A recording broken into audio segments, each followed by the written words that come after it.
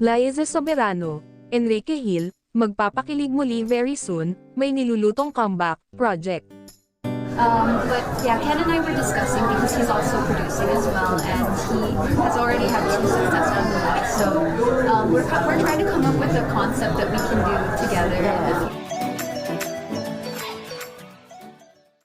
Mukhang muling magsasama sa isang proyekto ang dating magkatambal at partner na sina Liza Soberano at Enrique Hill o Liz Ken, na bago raw at may kakaibang konsepto, na pwede raw lalong magpaangat pa sa pelikulang Pilipino.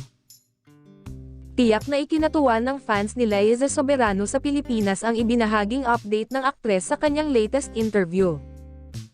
Sa isinagawang panayam sa kanya ng ABS-CBN News, sinabi ni Liza na open naman siya sa paggawa ulit ng teleserye, basta't naghihintay lang daw siya na makapagpapa-excite sa kanya. "I'm just looking for anything that really excites me and really kakaiba," aniya. Hindi naman tinukoy ni Liza kung may offer na ba ulit ang Kapamilya Network sa kanya, o kung may posibilidad na gumawa siya ng serye sa ibang TV network, kagaya na lamang ng GMA. Nabanggit din ni Liza sa panayam ang posibilidad na muli silang magsama sa isang proyekto ng dating on-screen partner na si Enrique Hill, na bago raw at may kakaibang konsepto, at pwede raw lalong magpaangat pa sa pelikulang Pilipino.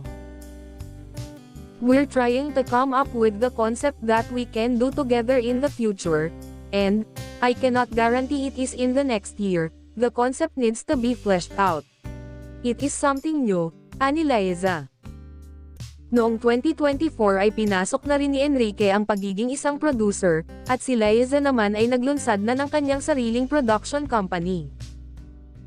Muling bumalik sa Pilipinas si Enrique para ipagpatuloy ang kanyang career.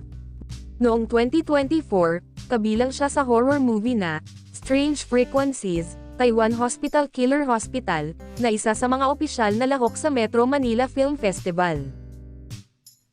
For sure, matutuwa ang maraming fans dahil magsasama muli sa isang proyekto ang on-screen partners na sina Liza Soberano at Enrique Hill. Samantala, si Liza ay kasalukuyan ng mina-manage ng Singapore-based management group na Wild. Matatanda ang June 2022 nang pumirma ng kontrata si Liza sa nasabing talent management ni James matapos siyang hindi mag-renew ng kontrata sa Star Magic.